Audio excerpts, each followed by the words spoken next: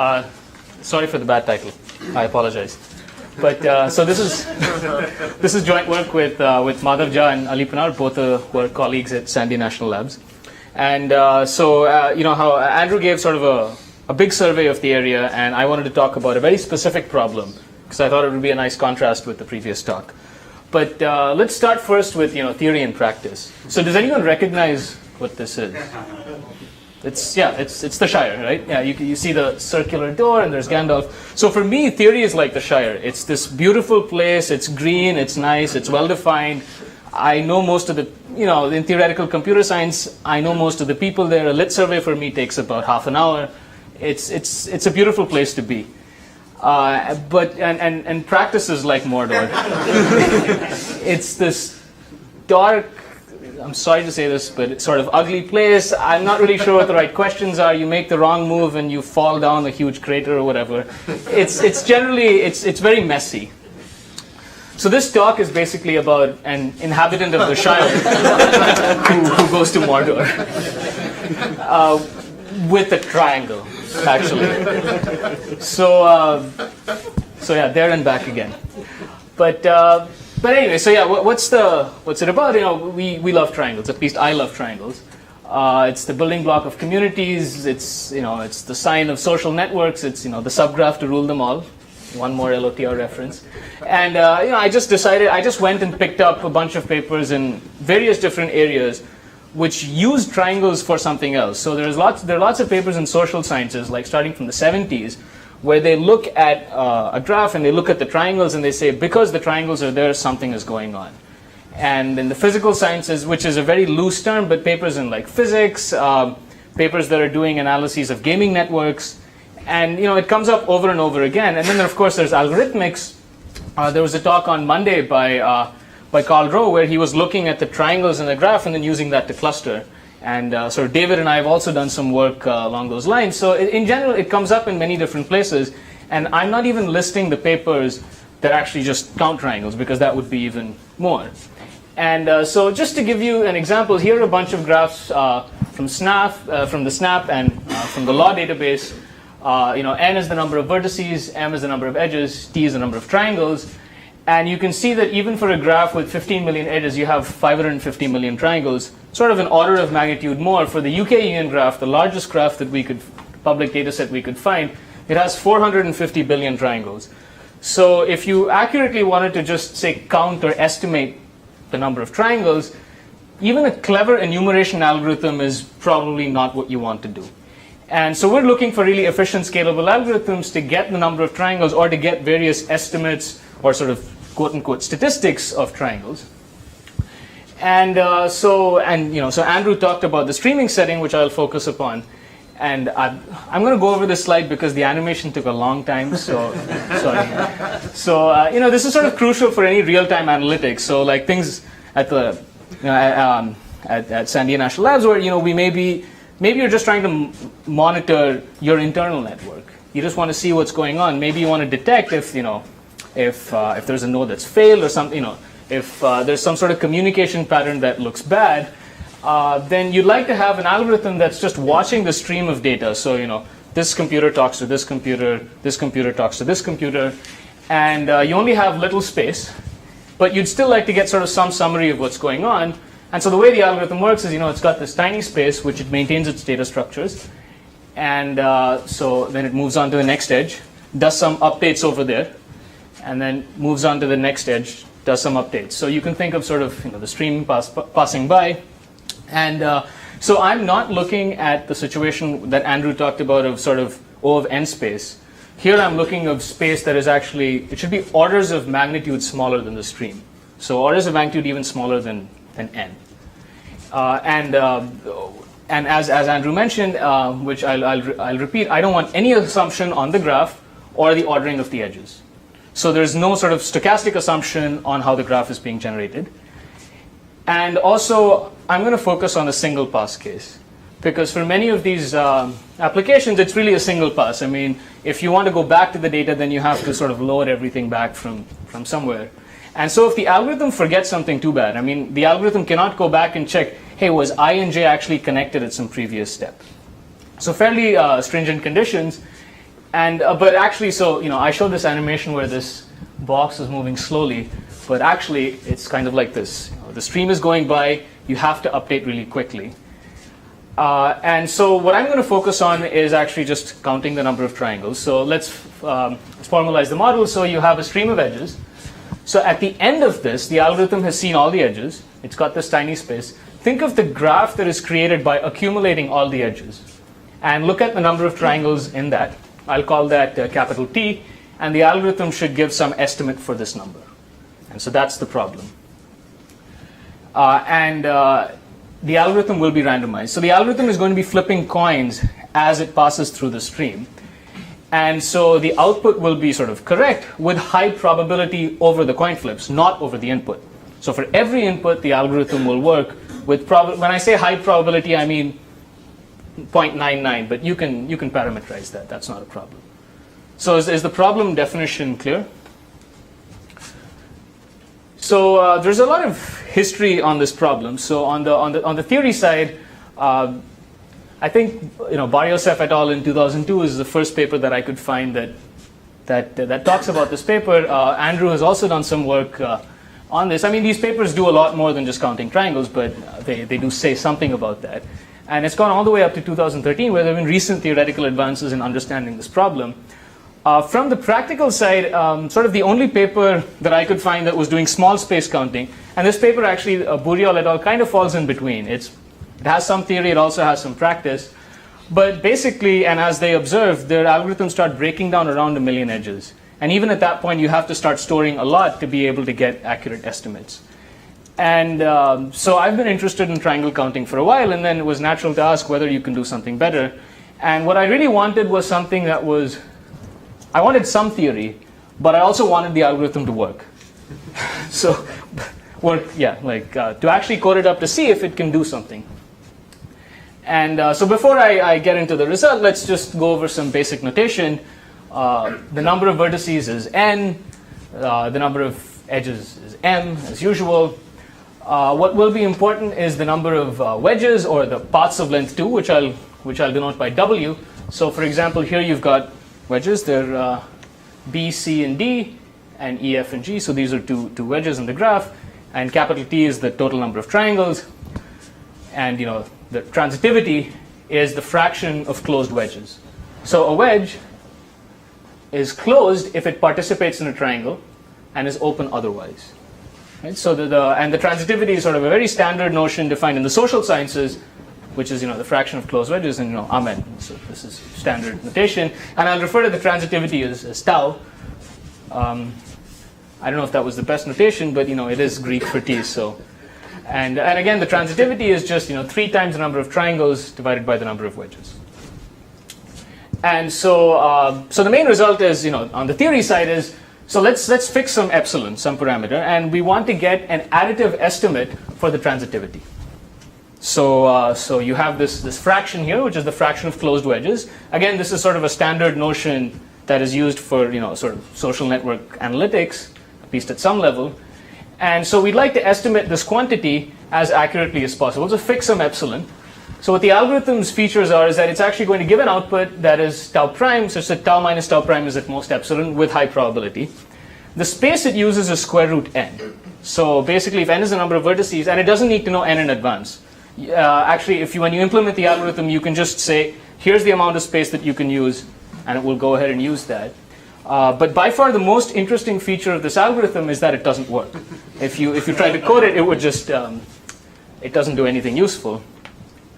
And so what I think, at least personally what I think, the real contribution is actually a sort of heuristic fix for this problem. So we're able to sort of get to why it doesn't work. It's a somewhat principled fix, at least that's what I think. And it works pretty well in practice. So, okay, sorry guys for the ad, but the best result we could get was actually, we had a graph with 200 million edges, and the storage is basically like 40,000 edges, and it estimates the transitivity to up to 0.01 error. So it actually nails it down pretty well. Around the same time that our paper came out, there was an alternative paper by Pavan et al., which uses an alternative approach, which also works well in practice. And maybe at the end, if you ask me, I can tell you differences and sort of contrast between the results. But I'll focus on our result in this. So that's 0.01 of tau. So no, it's additive. It's It's an additive an error. additive error. It's an additive error. So the relative will be progressively worse as tau becomes smaller. Because, so what's the basic scheme? So, we'll fix the graph stream in advance, right? Because we have to work on all graphs or all orders, so just fix some stream. And what we're going to construct is, or what we'd like to construct is this thing that I'll just call the box. So the box is going to make one pass over the stream, and it's just going to output a Bernoulli random variable. So it's going to flip some coins, it's going to do something, and just outputs 0 or 1. And what we'd like is that the expectation of that 0, 1 variable is tau, meaning that the probability that x is equal to 1 should exactly be tau. So let's say that we could construct some box for this using whatever space, using whatever methods. Well, then the natural scheme would be you club a bunch of these IID boxes together. So you run many independent instantiations of this box. And so you get x1, x2, so on and so forth for each box. And so these are all IID, they're all Bernoulli. And you could just output the fraction of these that are 1 as your estimate tau prime. So the expectation of this fraction is exactly tau. And so this would be our estimate. So any questions on that? Yeah? Are you describing the thing that works right now? Yeah, that's a good point. So the box actually happens to be part of both the thing that doesn't work and the thing that works. But yeah, so right now I'm describing the theory. Yeah. But the box actually works. So it's about combining these boxes where the heuristic comes in. The box works in practice as well.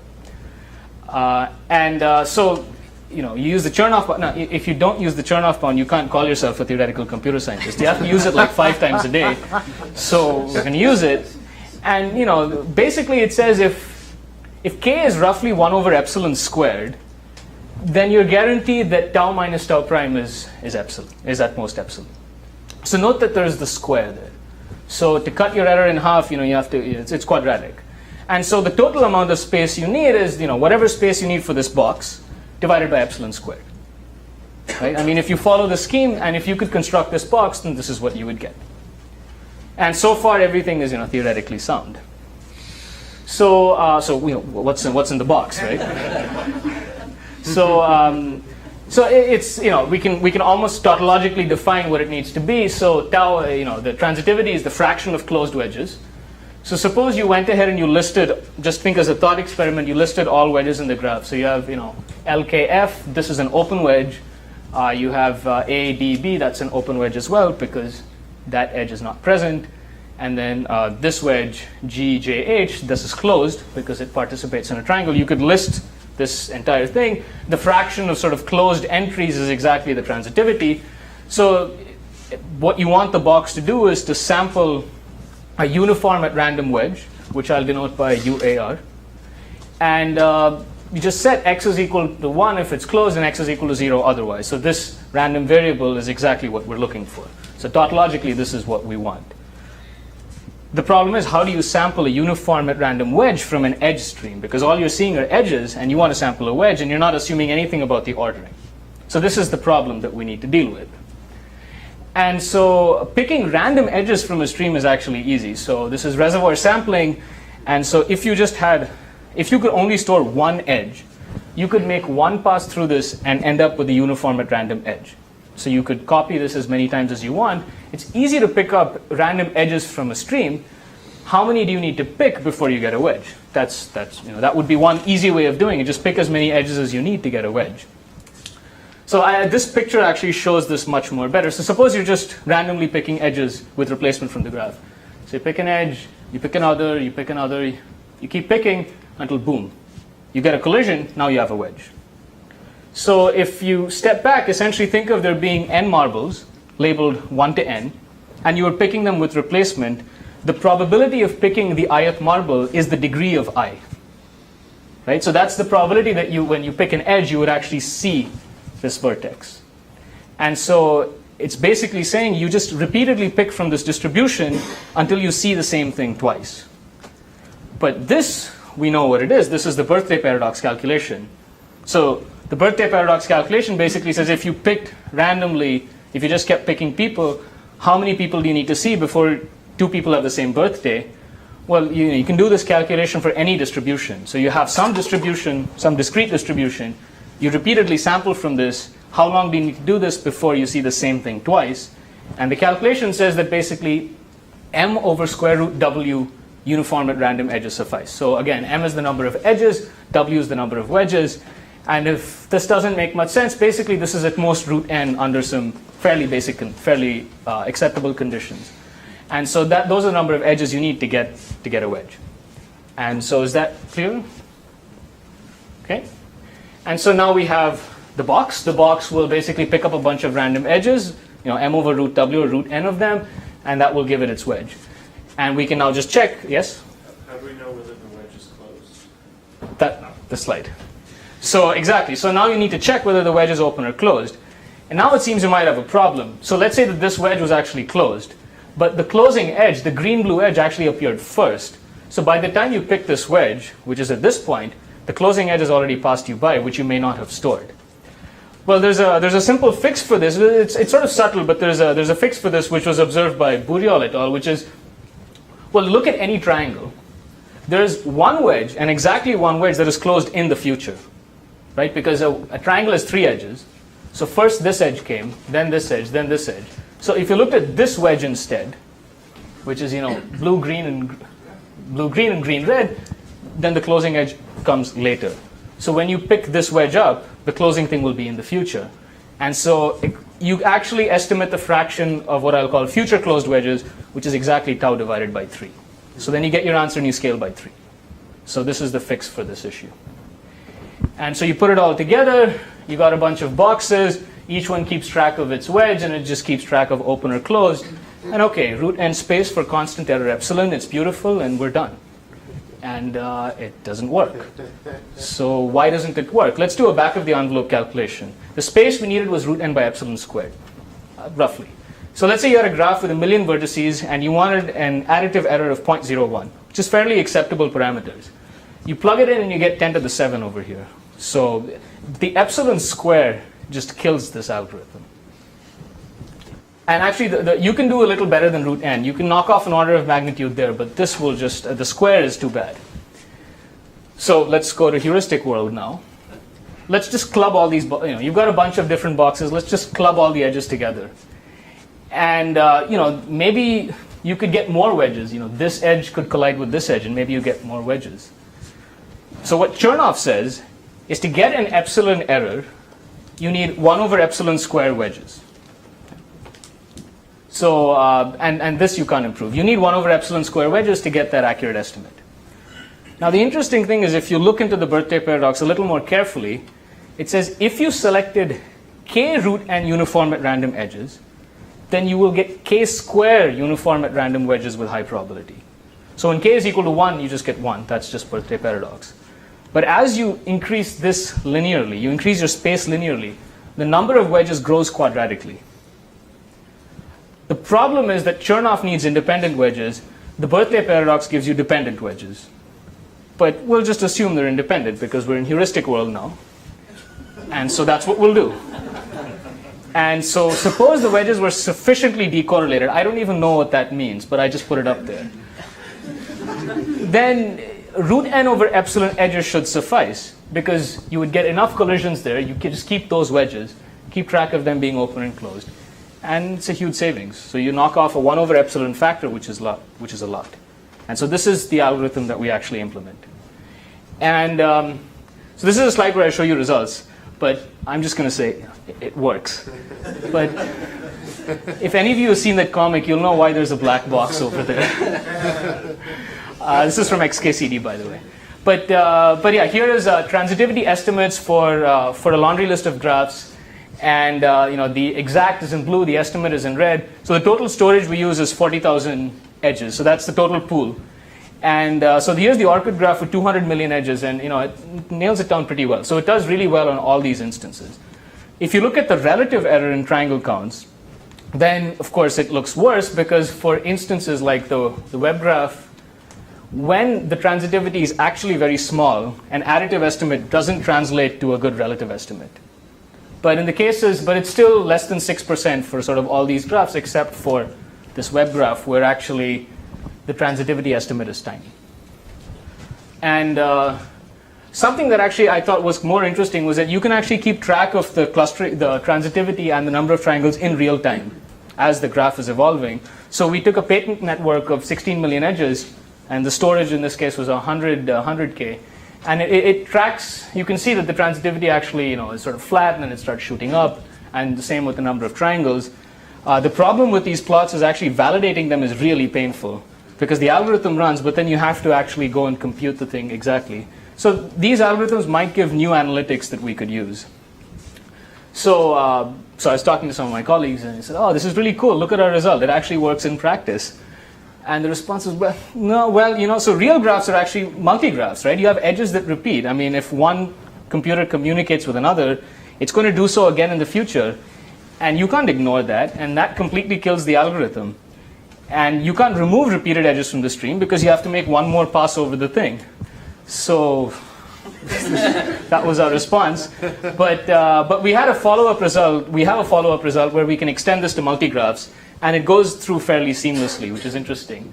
Okay, so I don't think that this result is not mathematically sophisticated. But the reason why I like it is because now we can go to our practitioner colleagues and say, look, I mean, there are messiness in the data that we can hope to handle. And sort of making progress towards this, I think, is important. Okay, so now we have this result, so who cares? The thing is, nobody really cares about triangles, because nobody just wants the transitivity. Nobody just wants the number of triangles. This is one single number which doesn't capture all that is going on in the graph. And so this is where I segue into the open problem section, which is what I wanted to end with, is that what would be very useful is if we could do things like estimate, so T sub v would be the number of triangles incident to vertex v. If we could estimate this for all high degree vertices, for example.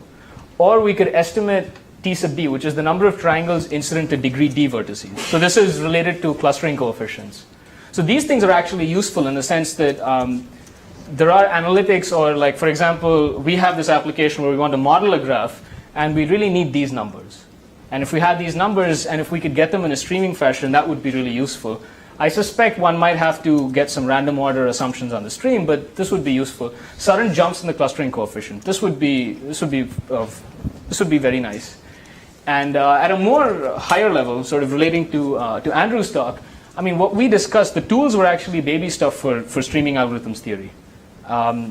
What about using sort of much more heavier tools, the kind of things that Andrew was talking about, like LP sampling or sort of a lone Mathias-Segedie style of hashing and things like that?